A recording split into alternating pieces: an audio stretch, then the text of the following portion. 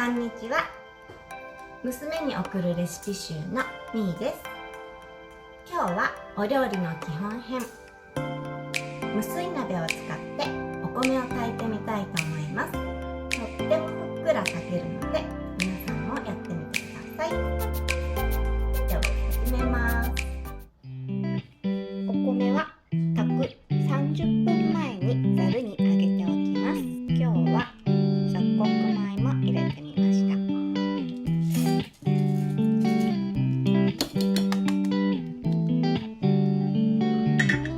2カップのお米です。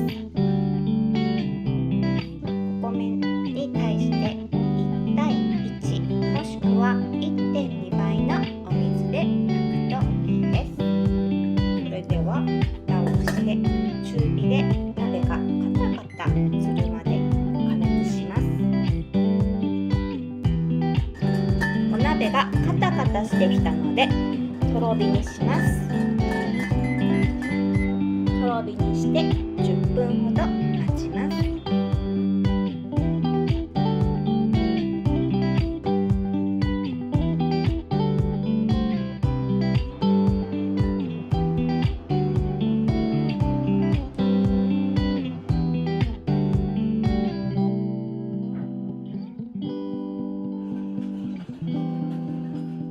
15分蒸らしたので蓋を開けてみます。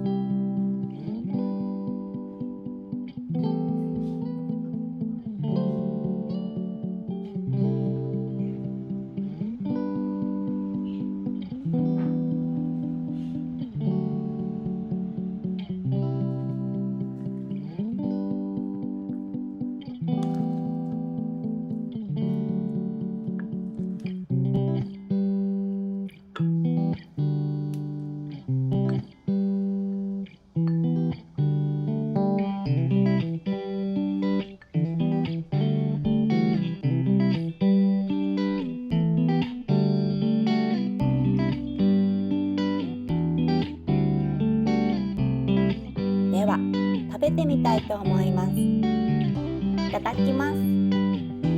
今日は E マートで買った韓国の明太子をのせてみました。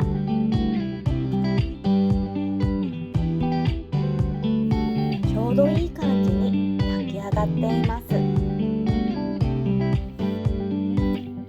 以前はお鍋で炊くとそこが焦げつくのかなと思ってたんですが、ステンレスのお鍋でも焦げつかずふっくら美味しく炊けるので皆さんもぜひ試してみてください。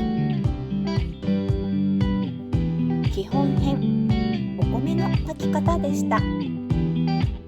概要欄にお米の炊き方をまとめてあるのでご覧ください。今日も最後まで見てくださってありがとうございました。ではまた。